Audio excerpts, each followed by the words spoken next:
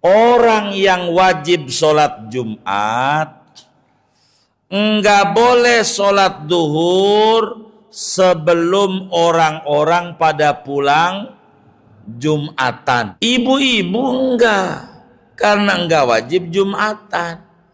Kayak ibu-ibu nih, sholat duhurnya ibu-ibu nih kapan? Apa nunggu lakinya pulang dulu baru sholat duhur, atau baru dengar adzan langsung zuhur? Bagus mana? Bagus baru dengar adzan langsung sholat duhur, untuk mengejar fadilah sholat duhur di awal waktu. Bismillahirrahmanirrahim. Alhamdulillahi rabbil alamin. Wassalatu wassalamu ala sayyidina wa ala alihi wa sahbihi ajma'in. Allahumma inna nastahdika li arsyadi amrina wa zidna ilman yanfa'una.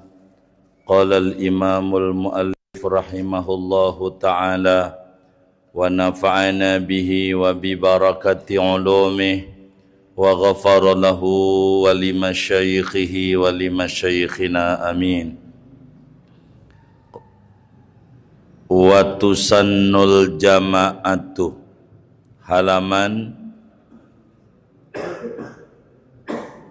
160. Wa tusannul jama'atu, dan disunnahkan salat berjamaah fi zuhril ma'dzurina, pada salat zuhur orang-orang yang uzur Jumat.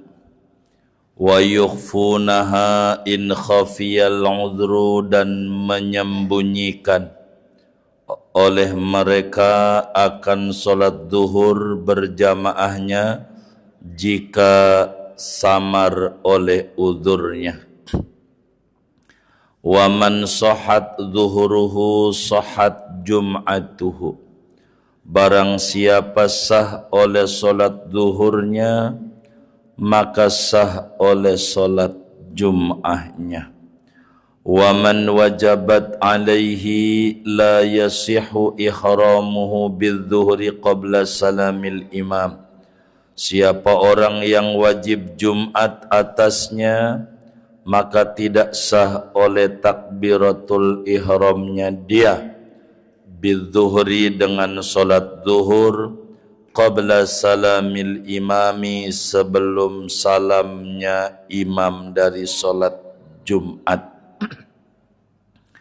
Wa yundabu lirraji zawala uzrihi ta'khiru zuhrihi ilal ya'si minal jum'ati, dan disunatkan bagi orang yang mengharapkan akan hilangnya keuzuran dia oleh menunda salat zuhurnya sampai putus asa daripada salat Jumat. Faslun wallahu a'lam bissawab. Segini aja. Bapak Ibu, saudara-saudara sekalian yang mulia, kajian kita masih berbicara tentang pernak-pernik daripada aturan-aturan salat Jumat. Perlu diketahui oleh kita bersama bahwa siapa saja orangnya yang wajib mengerjakan salat lalu kekurangan persyaratan daripada persyaratan wajib Jumat, sepertilah kita sakit, sepertilah kita perempuan, Begitu. Sholat wajib tapi aturan Jumat tidak ada. Karena ada uzur. Maka kita boleh mengerjakan sholat zuhur. Karena uzur, seperti kita sakit, kita perempuan, begitu. Yang uzur-uzur tuh, boleh kita mengerjakan sholat zuhur. Seperti musafir yang berangkat daripada sebelum adzan subuh, namanya ma'dzurin. Orang-orang yang uzur. Nah, karena dia disuruh sholat zuhur, pertanyaannya, sholat zuhurnya sendiri apa berjamaah? Begitu. Yang diatur oleh agama yang mana? Kata kitab kita, watusannul jama'atu. Sunnah mengerjakan sholat zuhurnya secara berjamaah bagi orang yang uzur Jumat. Kayak musafir begitu. Karena berangkatnya sebelum adzan subuh, kita rombongan jam 3 berangkat mau ziarah Wali Songo. Artinya belum adzan subuh. Baru nyampe Karawang subuh di rest area. Begitu tuh. Singkatnya di tengah jalan Jumat. Ini bagaimana? Dia si uzur Jumatnya karena musafir. Ini orang sholatnya zuhur boleh. Dan sunat zuhurnya dikerjakan berjamaah. Rame-rame. Zuhurnya. Namun cara berjamaahnya kudu terang-terangan apa ngumpet. Begitu. Ini masalahnya. Bila mana uzurnya enggak jelas, enggak zahir, kayak kita musafir. Ini kita orang situ, apa orang mana? Di mata orang enggak kenal. Kadang se-RT aja enggak kenal. Tahu-tahu dia meninggal dari koran pos kota. Begitu. Ya Allah, semoga dapat bini. Amin ya Allah.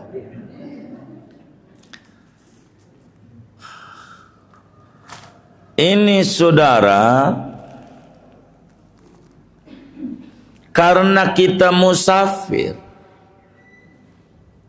supaya tidak orang buruk sangka kalau kita itu oga Jumatan, maka sholat zuhurnya ngumpet aja.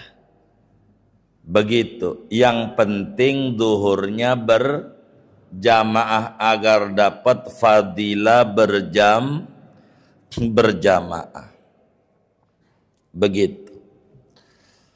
Jadi makruh berjamaahnya dengan terang-terangan.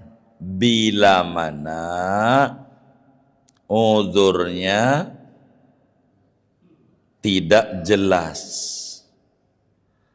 Namun bila uzurnya jelas, kayak perempuan begitu, maka tidak makruh berjamaah rame-rame di musola An-Nisa hari Jumat. Dia rame-rame ke musola perempuan hari Jumat. Enggak apa-apa. Dia bawa mukna, dia bawa apa ke musola wadon tuh. Kenapa? Karena uzurnya jelas. Orang enggak curigai dia benci Jumat, emang juga dia perempuan. Jadi kalau uzurnya jelas, berjamaahnya sunat, dan mendohirkannya sunat, sebab tidak akan dicurigai anti Jumat, sebab uzurnya jelas. Tapi bila uzurnya tidak jelas, kayak musafir, berjamaah zuhurnya sunat, tapi terang-terangannya makruh, itu hukumnya. Karena khawatir diduga oleh orang buruk sangka anti Jumat. Begitu, anti Jumat. Ngumpet aja, yang penting berjamaah. Singkatnya, bila uzurnya jelas, satu, duhurnya sunat berjamaah, dua, sunat terang-terangan. Namun bila uzurnya tidak jelas, hukumnya sunat duhurnya berjamaah dan tidak sunat terang-terangan. Itu hukumnya. Terang-terangan. Kayak begitu. Satu. Dua. Wa man sahhat zuhruhu sahhat jum'atuhu. Ini namanya problematika hukum Islam terkait Jumat. Kedua, kata yai kita, wa man sahhat zuhruhu, siapa aja orang yang sholat zuhurnya sah, andai sholat Jumat, ya sah. Kayak bocah, sholat zuhur bocah umur 10 tahun, boleh. Maka nih bocah ikut Jumatan, boleh. Sebab wa man sahhat zuhruhu sahhat jum'atuh. Kalau sholat duhurnya jadi, maka ikut Jumat cukup jadi. Perempuan sholat duhur jadi sah. Kata dia, rumah gua dekat sama masjid, gua mau ikut Jumatan aja, boleh. Maka perempuan wajibnya namanya mukhayyar. Apa itu wajib mukhayyar? Wajib yang diberikan opsi oleh agama. Silakan ibu-ibu sholat duhur, monggo, boleh. Enggak Jumatan lagi. Atau silakan ikut Jumatan dan enggak perlu zuhur lagi. Boleh. Kita orang sakit, kepala kita ngeluh banget. Sholat zuhur sah. Lalu kita berangkat Jumat ke masjid, ikut Jumatan, sah. Begitu. Karena siapa orang yang zuhurnya sah, maka ikut Jumatan sah. Begitu. Bila mana orang yang enggak ada uzur ikut Jumatan, boleh. Maka yang ada uzur lebih boleh. Begitu, lebih boleh. Tapi tidak sebaliknya. Ini hukum nih. Kalau zuhurnya sah, Jumatan sah. Ingat, sholat Jumat gue sah enggak? Begitu. Tanya, lu sholat duhur sah enggak? Ya sah. Jumat lu sah. Kayak perempuan, gua sholat duhur, boleh nggak? Gitu. Gua sholat Jumat, boleh nggak? Tanya sama dia, lu sholat duhur boleh? Boleh. Boleh.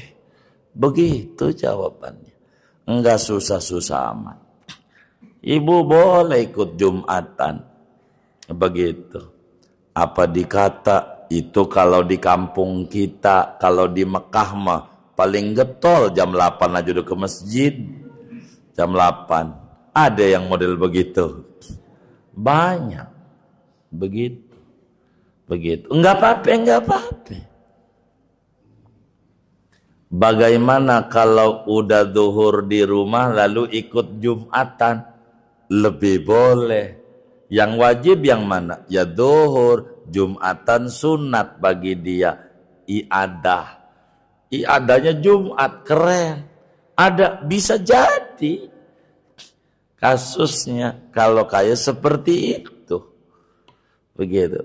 Sholat duhurnya jam 11 ya kagak boleh lah. Sholat duhurnya normal, kudu masuk waktu aturannya.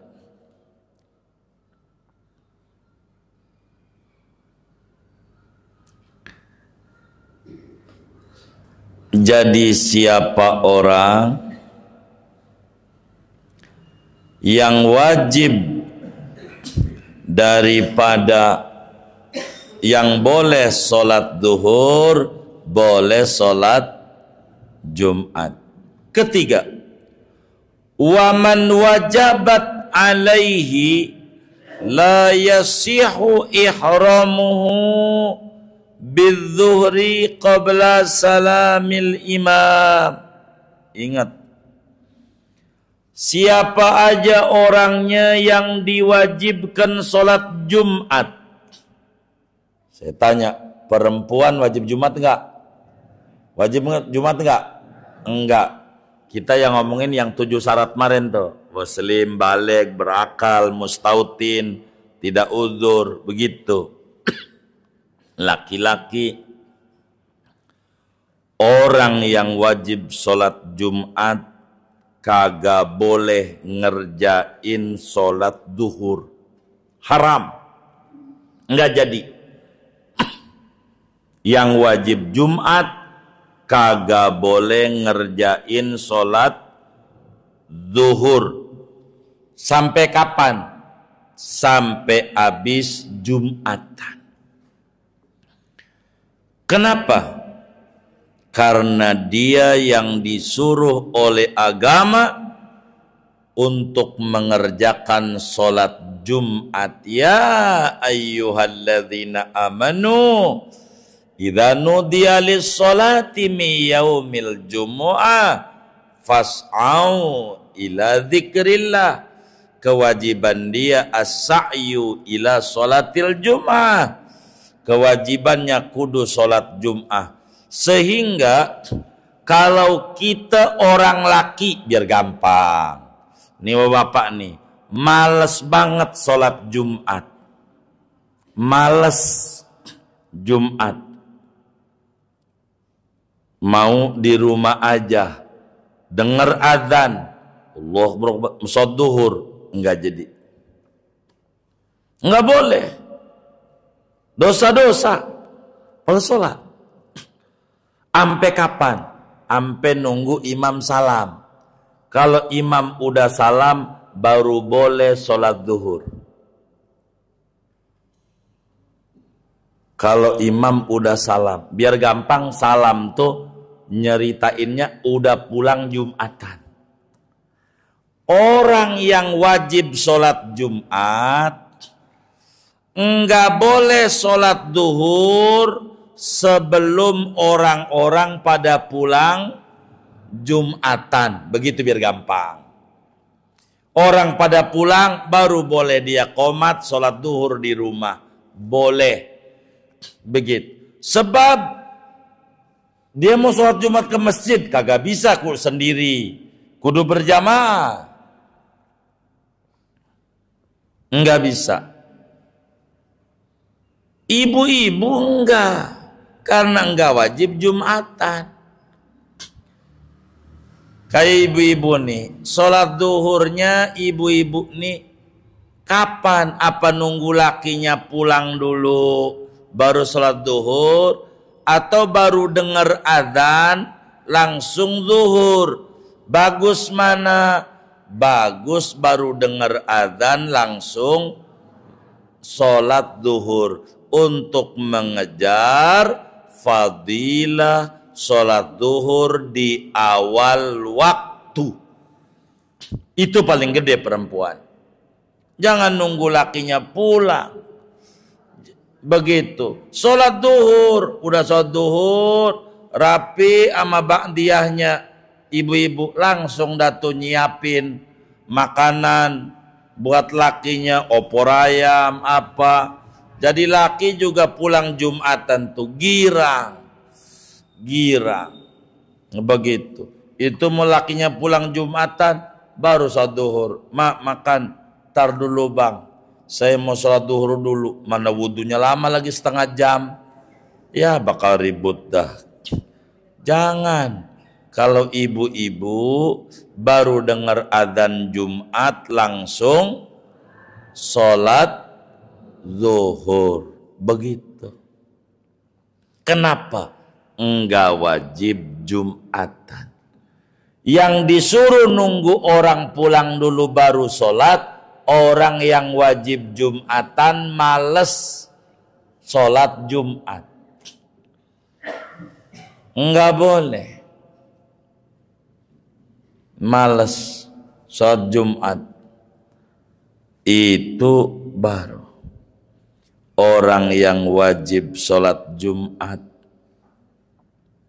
Kayak santri mondok lah wajib Jumatan. Atau kita mukimin udah tinggal di Tajur udah seminggu, main sih ke rumah saudara udah seminggu, ini mewajib Jumatan bukan musafir lagi. Maka kita orang enggak boleh sholat duhur sebelum orang rame-rame pulang. Bagaimana kalau kemudian sholat duhur sebelum orang pada pulang, kagak sah zuhurnya? Kagak sah. Kenapa? Karena yang diwajibkan oleh agama sholat Jumat. Sehingga kalau dia duhur, nanti orang pada pulang, duhur lagi. Karena duhur tadi tidak sah. Wong belum pada sholat Jumat. Begitu. Bahasa orang pulang tuh bahasa doang. Maksudnya sesudah salam imam. Begitu. Begitu. Itu kalimat. Biar rapi. Jadi orang yang boleh zuhur, boleh Jumat. Tapi ingat, orang yang wajib Jumat enggak otomatis boleh zuhur. Ntar nunggu pulang orang-orang.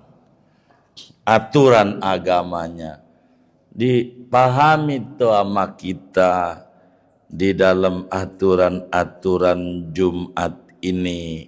Enggak boleh kita main zuhur-zuhur saja.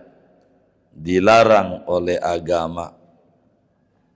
Dilarang.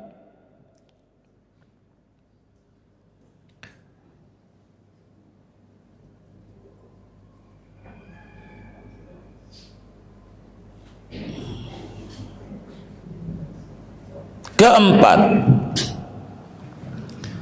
wa yundabu lirroji zawala uzrihi ta'khiru zuhrihi ilal ya'si minal jum'ati. Artinya, bagi orang yang punya harapan uzurnya hilang, biar gampang orang sakit lah. bagi orang yang palanya ngeluh banget atau demam gitu badannya, sehingga dia udzur sholat Jumat gara-gara sakit. Yang kayak begini nih boleh baru adzan langsung sholat duhur, boleh. Yang sakit tuh baru adzan langsung sholat duhur tapi sunatnya zuhurnya nanti nunggu orang-orang pulang Jumatan. Tuh begitu. Bagi orang yang hari Jumat masih sakit badannya, boleh sholat zuhurnya di awal waktu. Akan tetapi sunatnya zuhurnya nanti dulu sampai putus asa daripada sholat Jumat, sampai tidak mungkin sholat Jumat.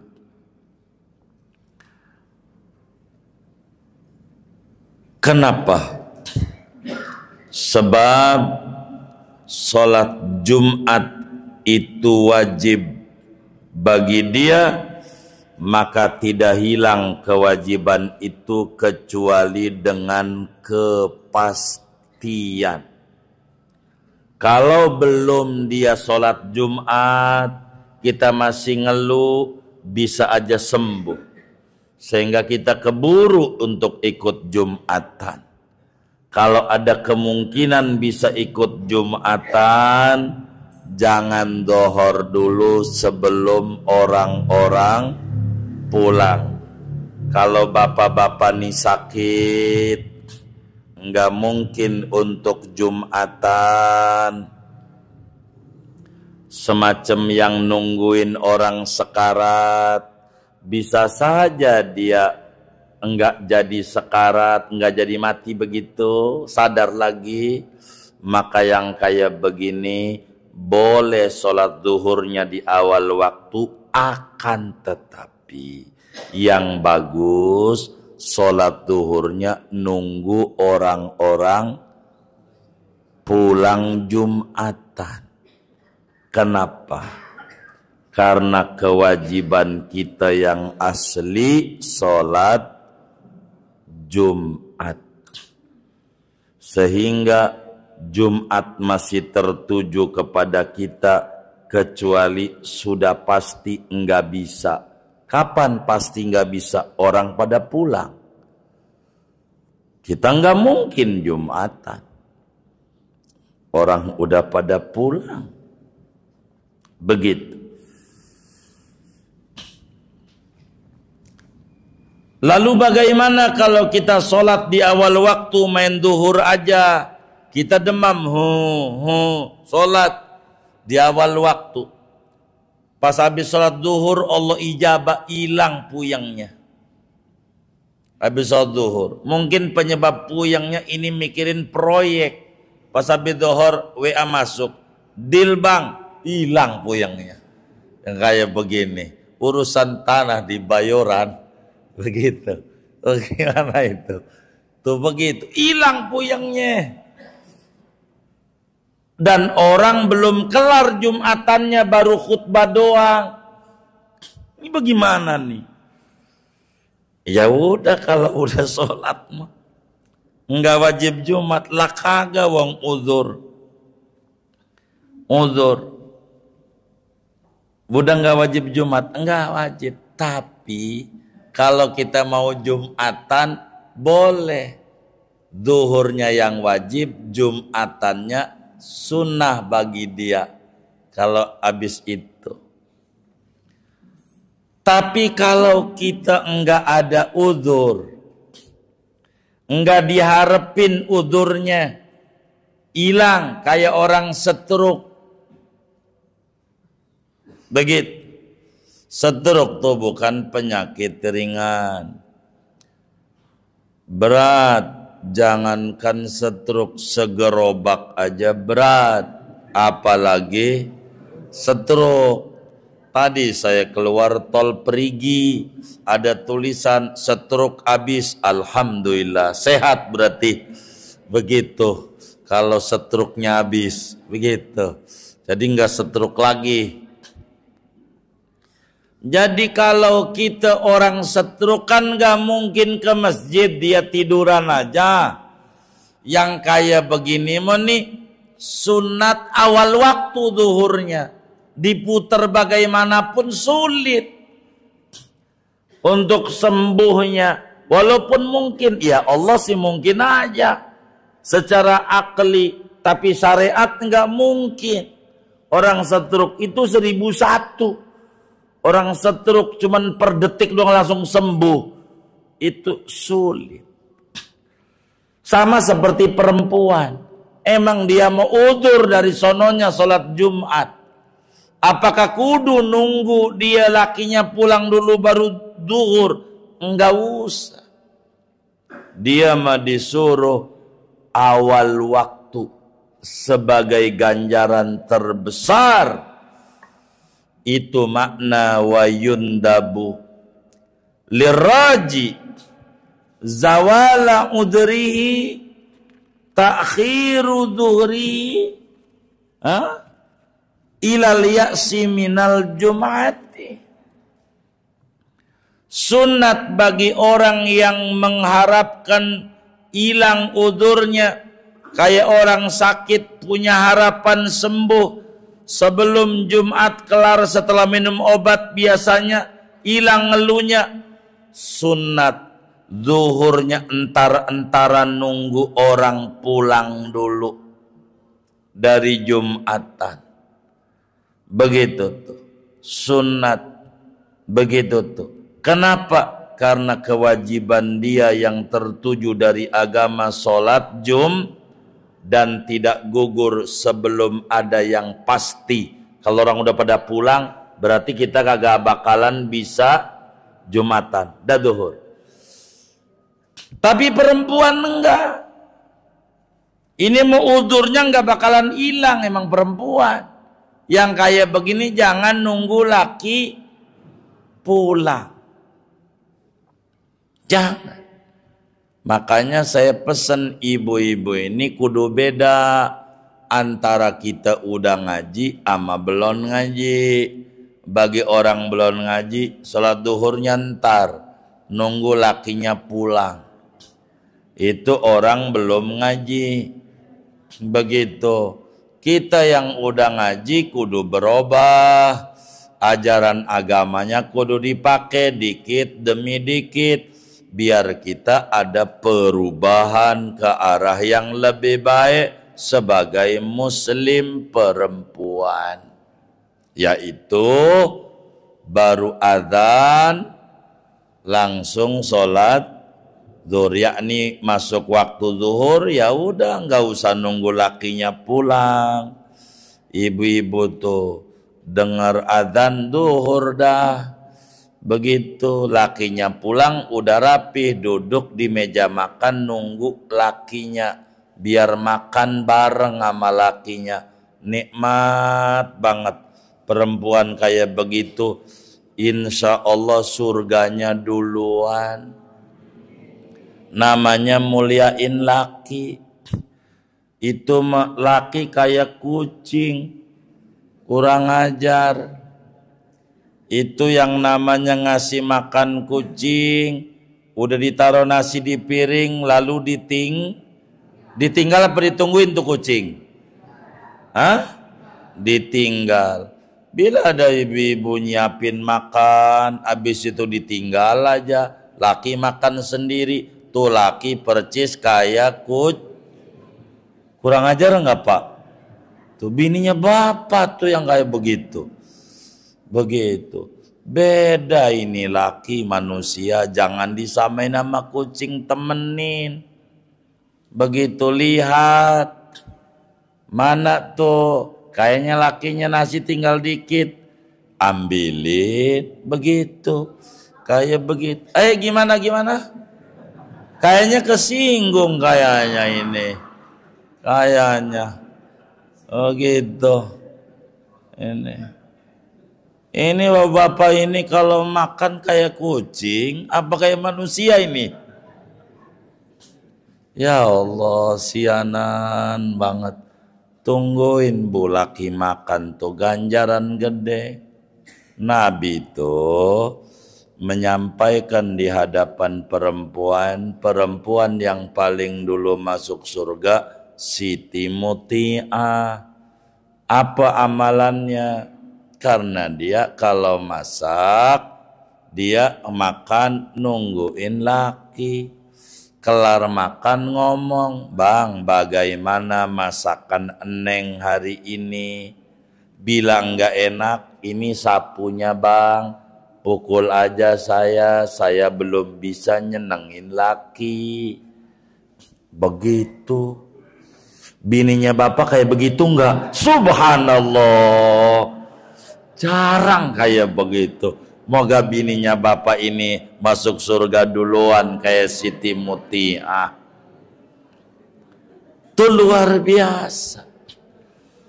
Siti Muti'ah tuh begitu. Makan tuh laki tuh, tungguin. Kenapa itu?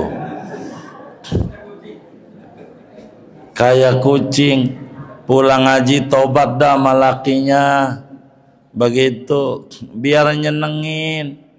Sebab kata Nabi, ayyu mamra'atin matat wa zawjuha radin anha dakhalatil jannah min ayyi babin min abwabiha thamaniyah sya'at. Mana-mana seorang istri meninggal dunia, lalu lakinya puas dengan pelayanannya waktu hidupnya, seneng lakinya dengan pelayanan saat masih hidupnya, tuh perempuan masuk surga sama Allah. Pilih dari pintu mana Anda masuk, silahkan. Saking nyenengin laki di dunia, begitu. Itu begitu tuh. Kuncinya nyenengin laki. Kayak begitu. Makanya sian saya laki yang diomelin bininya mulu. Ada nggak ini? Nggak ada, alhamdulillah. Begitu, cuma nyengirnya saya curiga dari nyengirnya. Jadi singkatnya terakhir ngaji kita nih, perempuan sholat duhurnya jangan nunggu laki pulang baru adzan langsung zuhur, sehingga enak. Begitu. Yang disuruh nunggu pulang mah orang yang sakit pengen sembuh, orang yang males Jumatan, itu mewajib, ini mah sunnat. Begitu ajaran Islamnya. Jadi perempuan karena enggak hilang uzurnya, maka sunnat menyegerakan sholat duhur di awal waktu agar mendapatkan fadilah daripada sholat di permulaan waktu, dan agar tinggi itu derajat perempuan. Segini tuh ngaji kita, faslun wallahu a'lam bisawab. Buat tanya jawab saja, begitu biar enggak terlalu panjang. Ada yang ditanya mungkin dari materi ini atau di luarnya, sebelum doa dipersilahkan. Wallahu a'lam. Mohon penjelasannya Pak Kiai, kalau kita Jumat bukan karena ziarah gitu, kayak sekolah gitu mengadakan study tour di hari Jumat. Ini bagaimana Pak Kiai? Supaya keluarga family mengadakan Jumat dalam jangka jalan-jalan ini bagaimana pakai, bukan karena ibadah gitu. Itu aja mohon penjelasannya pakai. Baik. Jadi bila mana kita keluar dari rumah sebelum adzan subuh, semacam kita kerja, begitu keluar kota, maka Jumatnya gugur. Termasuk guru yang mengajak muridnya jalan karena emang harus belajar nyata di luar kelas, maka kalau pengen gak Jumatan berangkatnya sebelum adzan subuh. Sebelum adzan subuh 3:30 begitu macamnya. Keluar aja. Lah ngapa 3:30 ya timbang ke puncak doang? Ya kan katanya pengen gak sholat Jumat. Begitu. Jam 7 aja orang 2 jam doang. Iya sholat Jumat. Jadi agama ini gak susah. Begitu. Begitu juga keluarga grup arisan. Arisan kan silaturahim. Cuman sesekali tempatnya enggak di situ-situ aja. Biar tempatnya di villa begitu. Ya berangkatnya malam Jumat. Dari jam 12 malam lah paling enggak berangkat.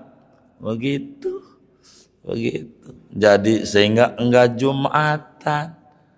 Begitu. Kan Islam itu memberikan jalan. Tinggal kita mau pakai, mau kagak. Jadi payung itu sudah ada. Begitu. Kayak begitu sadona. Wallahu a'lam. Pertama tentang posisi imam. Posisi imam kalau kita sholat itu dengan orang duduk, satu orang gitu. Jadi imam di mana posisinya? Yang pertama. Terus yang kedua tentang masbuk. Misalnya kita masbuk rakaat ketiga, terus ada teman kita sebelah kanan masbuk nggak dapat rakaat, tapi di waktu duduk tasawuf akhir dia duduk ikut di jamaah. Nah, apakah dia boleh berjamaah dengan kita gitu? Karena dia kan sudah berjamaah meskipun hanya dapat duduk. Terima kasih Pak Ustaz. Baik. Bagaimana posisi imam kalau berjamaah satu orang? Maka posisinya sebetulnya bukan posisi imam salah, posisi makmum yang harus ditanya. Begitu, posisi makmum bila sendirian itu makmum adanya di sebelah kanan imam, lempeng dengan lutut imam andai sujud normal. Jadi setengah sop dah kira-kira begitu. Kalau dari baris begini nih. Bagaimana bila makmum itu punya penyakit sholatnya sambil duduk? Terlepas. Apakah makmum itu sholatnya diri atau duduk? Bila sendirian maka di sebelah kanan. Bila makmumnya laki-laki. Bila makmumnya perempuan, kayak laki bini, di belakang barisnya. Perempuan memang biasanya mainnya di belakang. Begitu, kalau begitu. Jadi jangan imam, posisi makmum. Di mana begitu, kurang lebih demikian. Kalau makmumnya 2 langsung bikin barisan, 3 langsung bikin barisan, begitu. Kemudian apa itu yang kedua? Oh iya, bagaimana makmum masbuk? Kita berdua telat datangnya, imam udah 2, kita baru datang nih berdua. Imam salam kita diri, teman kita juga diri. lalu teman kita bermakmum sama kita, begitu maksudnya?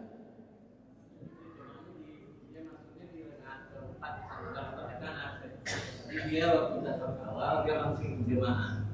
Apakah itu dia termasuk berjemaah atau tidak? Gimana ini? Jemaahnya itu pada saat akhir. Iya nih, dia saat tahiyat akhir dia berjamaah terus langsung duduk. Nah terus maksudnya apa ini? Dia kata jemaah enggak? Karena kan dia sudah rakaat yang keempat, misalnya kita sholat zuhur, iya. Jadi rakaat keempat masuk, ya. Tapi dia nggak dapat rakaat, begitu. Ini baik, kalau itu yang ditanya, nggak pakai mundur-mundur tadi, ganjaran berjamaah akan didapat oleh seseorang yang sholat berjamaah selama imam belum salam. Saya tanya, imamnya udah salam belum? Dapat jamaah ada 27 enggak? Dapat enggak? Kenapa imamnya belum salam? Kalau timbang begitu maksudnya. Begitu. Dapat 27. Dia begitu. Jadi watudraku dalam Fathul Muin fadilatul jamaati malam yusallimil imamu. Kata Fathul Muin, malam yantiqil imamu bimimi assalamu alaikum. Fadilah 27, fadilah jamaah didapat oleh kita selama imam belum salam. Kita Allahu Akbar, belum duduk, assalamualaikum, dapat 27 ganjaran 27. Enak dia dong dapat 27 dibanding yang pertama. 27 tuh macem-macem. Ada 27.000, 2700, 27 perak. Yang model kayak begini 27 perak. 27 juga. Begitu. Wallahu a'lam. Assalamualaikum warahmatullahi wabarakatuh. Saya di luar tema Pak Kiai. Ini maaf, ini membawa ada jamaah kita yang di Jakarta. Beliau juga salah satu donatur. Beliau bertanya kepada kami, gimana Mi? Saya ini nggak sempat ngaji bareng Kiai. Apa diakui sebagai muridnya apa enggak? Kita menjawab dengan bahasa yang sederhana. Terus yang kedua, beliau sendiri sangat tertekan. Maaf ini sengaja masuk ke masalah pribadinya karena sering curhat dengan saya. Suaminya tuh nggak boleh sama sekali beliau untuk ikuti pengajian dimanapun. Bahkan dianggap itu pengajian-pengajian yang nggak baik, yang sesat. Padahal suaminya sendiri nggak bisa mampu menuntun dia untuk ke yang lebih baik. Ini bagaimana Ustadz menyikapi sifat suami beliau seperti itu? Assalamualaikum warahmatullahi wabarakatuh. Waalaikumsalam warahmatullahi wabarakatuh. Bagaimana membantu pembangunan pesantren Gausul Ibad, enggak sempat ngaji karena keterbatasan waktu, apakah diakui sebagai murid begitu. Jadi saya yakin kan ngaji sama bunda kita ustadzah ini begitu, maka kan sama. Murid itu kan ada yang langsung, ada yang tidak langsung. Begitu kayak kita namanya murid Imam Syafi'i secara tidak langsung, karena dari guru ke guru, guru ke guru, guru ke guru, sampai akhirnya Imam Muzani ngaji sama Imam Syafi'i, Imam Syafi'i ngaji sama Imam Malik, Imam Malik ngaji sama Imam Nafi', Nafi' ngaji sama Ibnu Umar, Ibnu Umar ngaji sama Rasulullah, Rasul dari Jibril, Jibril dari Allah. Ini kan Islam. Begitu. Sampaikan aja enggak apa-apa. Berbuat baik silakan saja. Ya, enggak sempat ngaji, mungkin karena ada kesibukan, enggak apa-apa. Sebab kami ini minta disampaikan, ngaji mah kemana saja. Tidak mesti kita ngaji sama Fahrudin begitu, enggak. Karena guru itu teknis. Guru boleh mati, guru boleh ganti, ngaji mesti terus. Itulah muslim. Muslim harus begitu.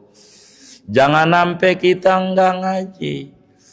Kita ngaji kemana saja, tapi yakin dengan berbuat kebaikannya itu kemana saja, termasuk bantu pesantren kita, itu tentu punya nilai besar di mata Allah. Innallaha la yudhi'u ajral muhsinin.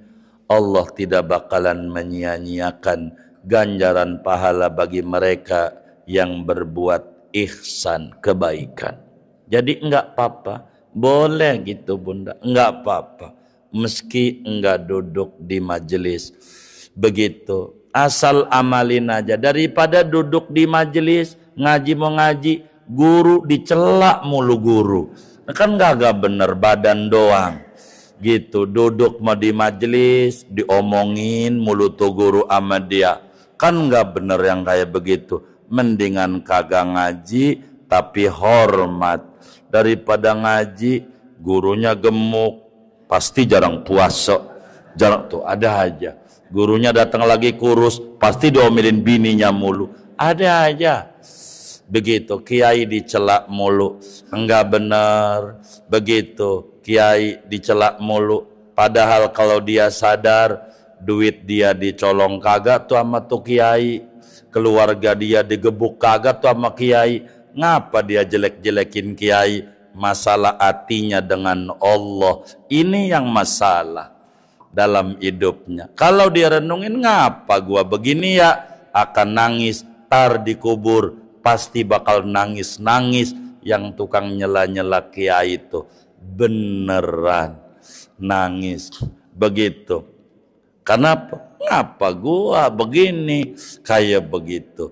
Jadi Bunda, sampai nama yang bertanya, boleh saja kita jauh daripada dekat kayak Abu Jahal. Abu Jahal tuh deket sama Nabi, tapi kelakuannya megelin. Masih mendingan bagus jauh, berbuat baik tidak mengapa. Jadi salamin dari kami, amalin aja apa yang dia dengar, termasuk dari saudara-saudara yang ngaji yang di YouTube ini. Apa yang didapat, amalin. Insya Allah aurat-aurat yang dibagikan itu tidak bakalan kami bagikan kalau sebelum uji coba. Kalau uji coba tuh berhasil dari guru yang ngajarin, pasti saya bakalan bagi. Kedua, amalan itu pasti bakalan saya bagi bila kawan-kawan datang ke rumah problem yang sama, ada 10-an. Ntar ada orang datang garuk-garuk cicilan guru. Ntar datang lagi urusannya begini. Kalau udah banyak, daripada orang pada datang mulu nih urusannya sama, gua bagi aja. Tuh kerjaan saya, kerjaannya. Daripada datang urusannya begini-begini, ngeladenin urusannya sama penyakitnya. Begitu. Itulah yang sering saya bagi di grup-grup WA majelis. Begitu. Yang kedua, bagaimana ada seorang suami melarang istrinya ngaji? Begini, kewajiban kita seorang suami, kewajibannya nih, urutan agamanya. Kewajiban seorang suami, satu, memberikan nafkah batin. Apa tuh nafkah batin? Bukan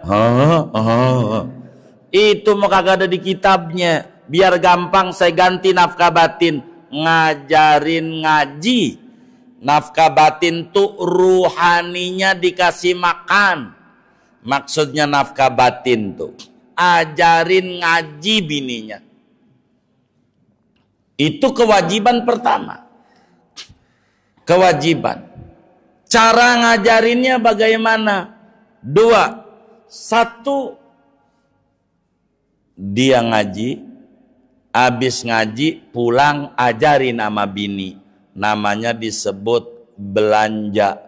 Bahasa Betawinya begitu, belanja buat bini. Belanja masalah. Begitu. Kedua, kalau kita enggak bisa ngajarin, wajiblah kita manggil guru. Ini urutannya. Untuk ngajar di rumah kita, biar bini kita kayak tadi, tidak keluar rumah. Panggil guru, suruh ajarin bini kita. Kalau ini enggak mampu, ketiga, wajib kita nyuruh bini kita hadir di majelis taklim yang mengkaji 1 tauhid, 2 fikih, 3 akhlak, 4 kalau belum bisa baca Quran. Ini dasar. Quran, fikih, tauhid, tasawuf. Suruh di luar ini ngelarang boleh. Ini aja fardu ain.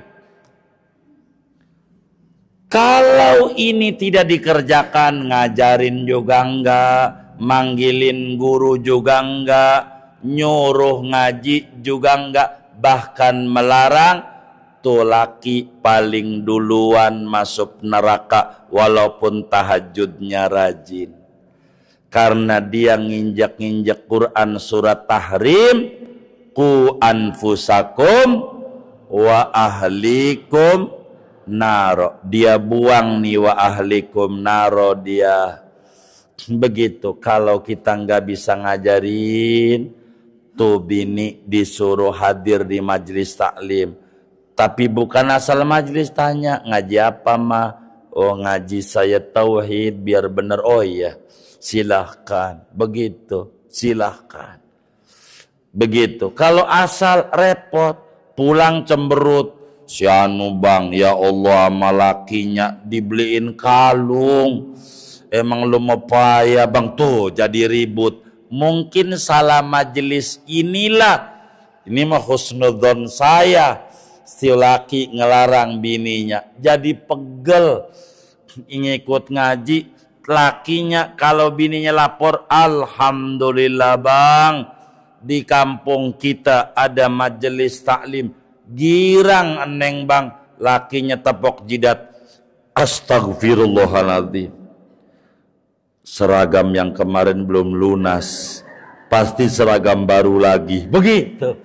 Ini nih yang menyebabkan model kayak begitu. Jangan-jangan. Tapi saudara, suruh bini kita ngaji. Kalau ngaji bakal paham.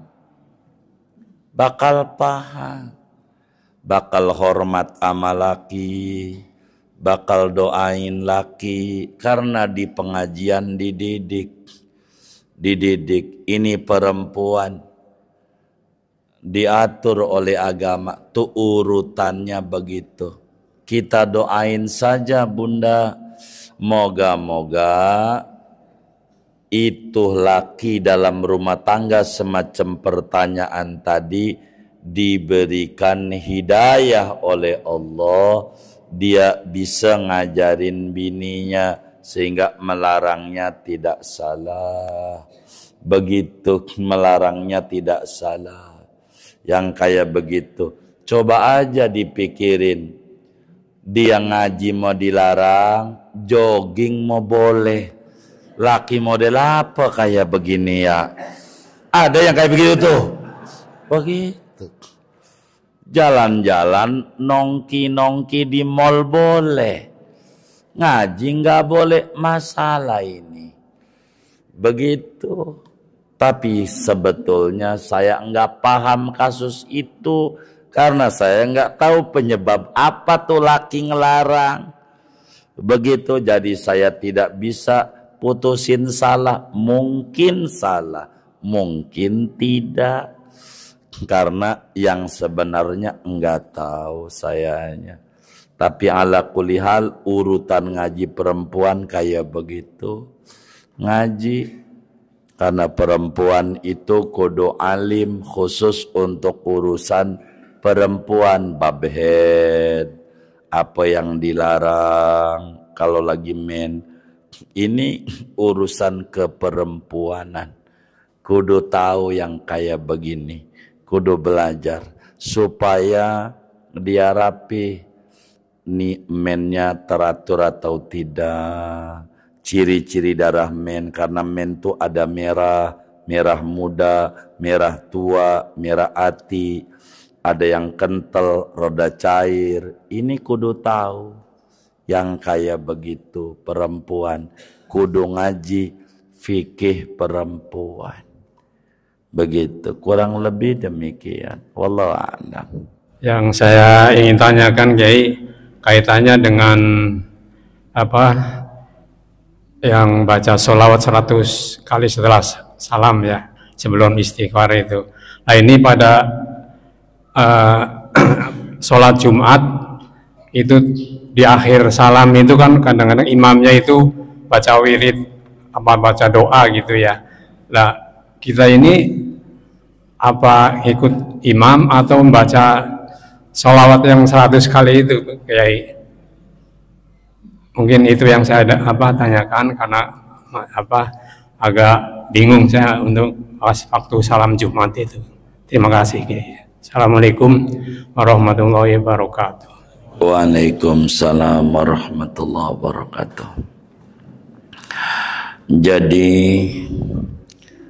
sholawat yang habis sholat itu memang disuruh habis salam itu ingat Nabi Muhammad sallallahu alaihi wasallam yang ngajarin kita sholat.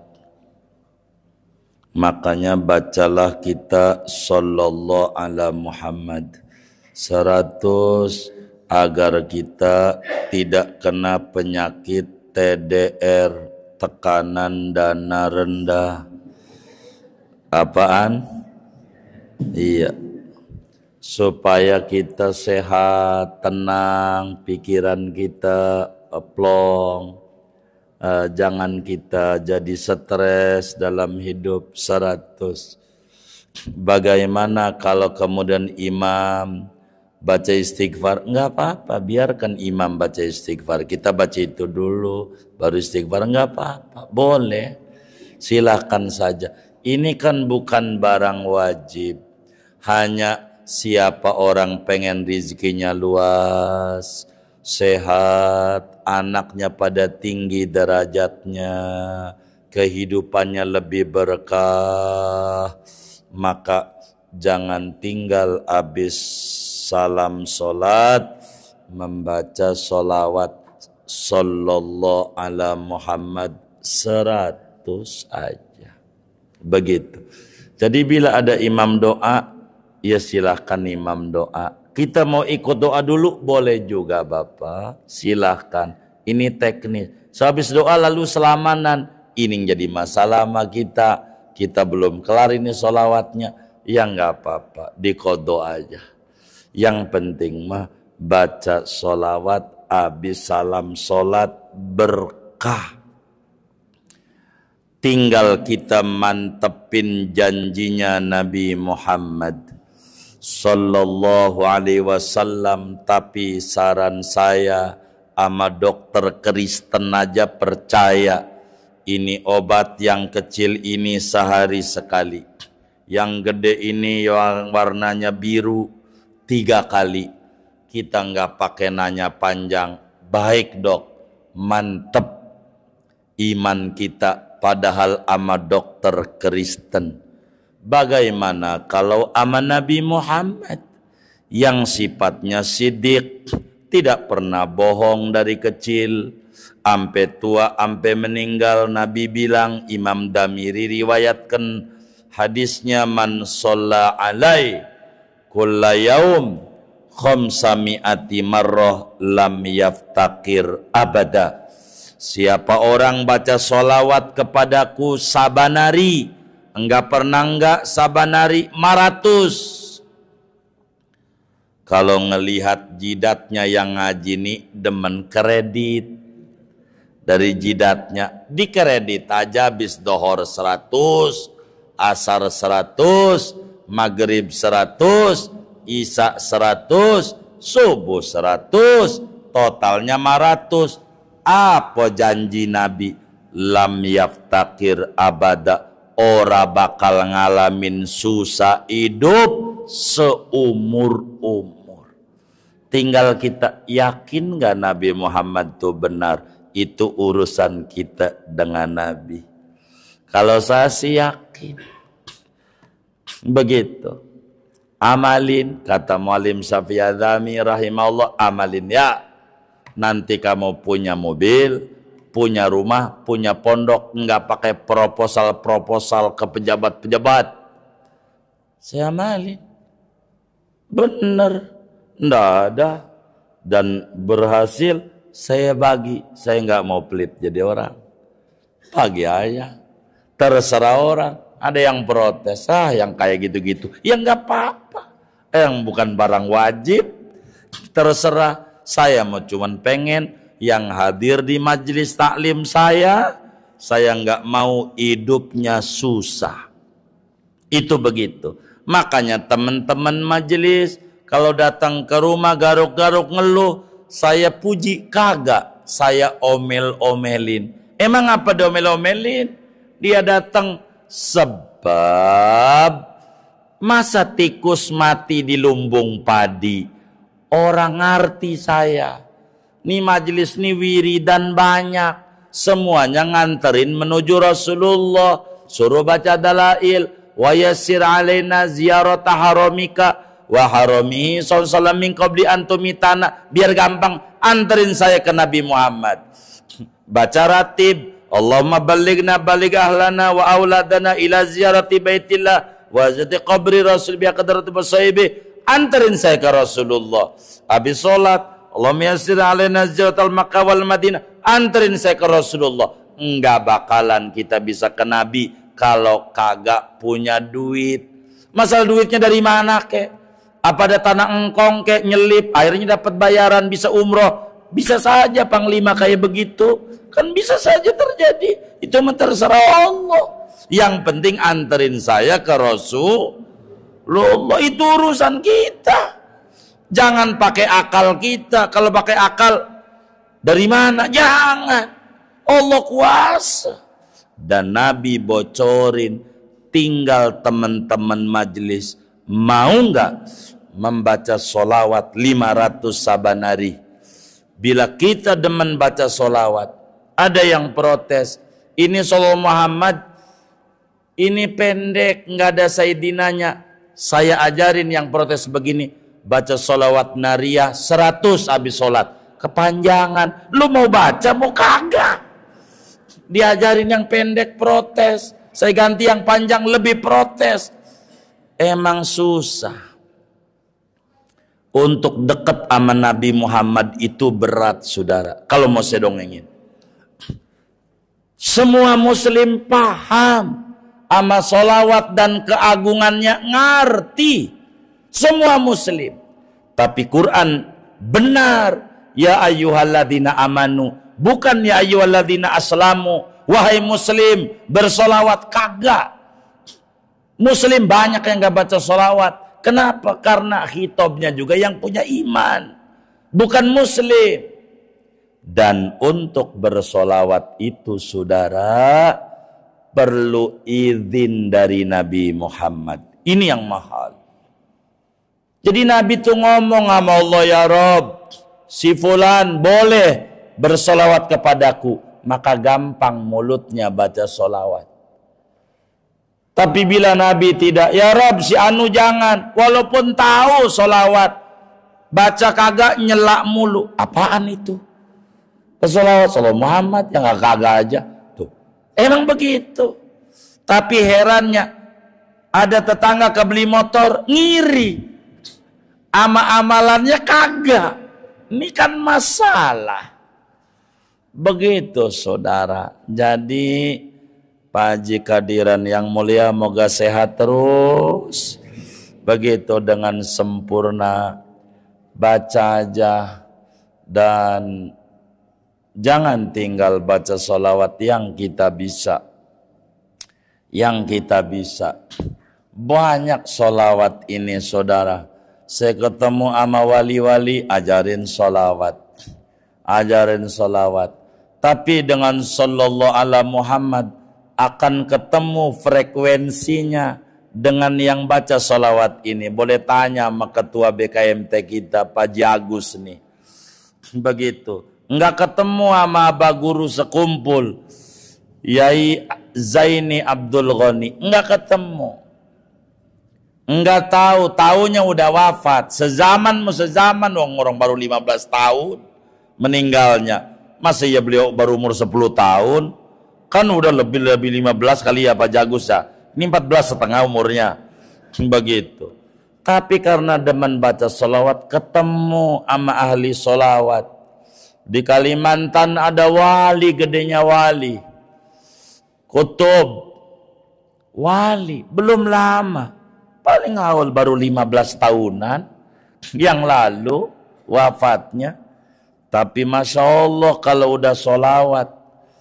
Apalagi sallallahu ala Muhammad dalail, itulah amalannya. Bahasa Betawinya gacoannya. Tuh kayak begitu.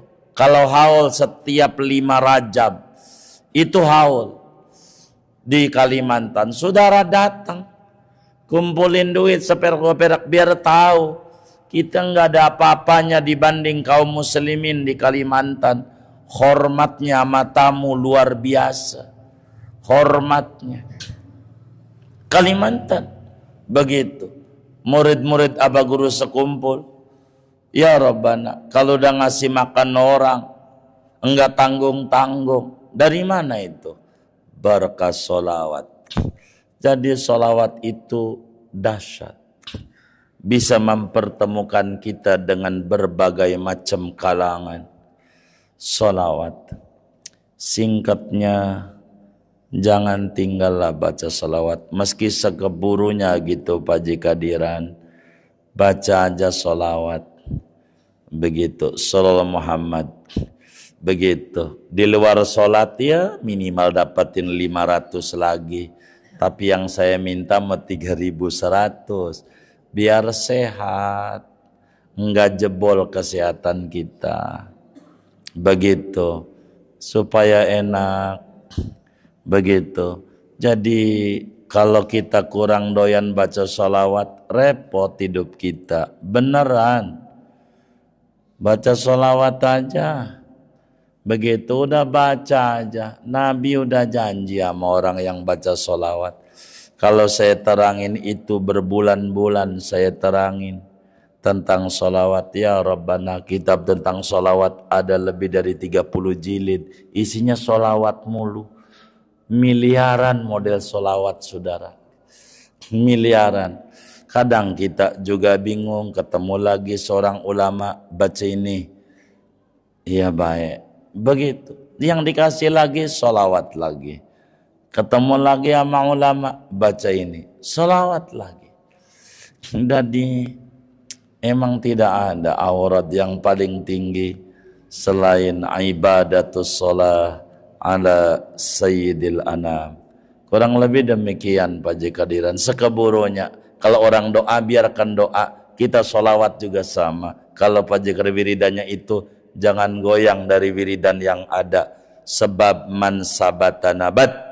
Siapa yang istiqomah dia bakal tumbuh.